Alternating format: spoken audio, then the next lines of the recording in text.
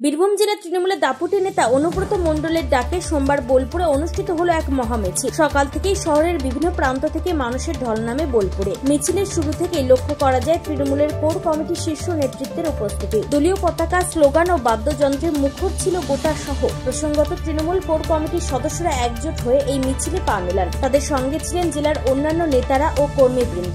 মিছিল ঘিরে গোটা বোলপুর শহরে রাজনৈতিক উত্তেজনা ছড়ায়। মিছিল থেকে শাসক দলের তরফে বার্তা দেওয়া হয়, দল ঐক্যবদ্ধ এবং সংগঠনের ভিত মজবুত। তবে অনুব্রত নেতৃত্বে তৃণমূলের এই মিছিল ছিল দলীয় শক্তি প্রদর্শনের প্রতিচ্ছবি। বোলপুরে জনজোয়ারে শাসক দল ফের জানিয়ে দিল তাদের ভিত এখনো অটুট। বীরভূম থেকে নিজস্ব প্রতিনিধি রিপোর্ট, টাইমস 14 বাংলা।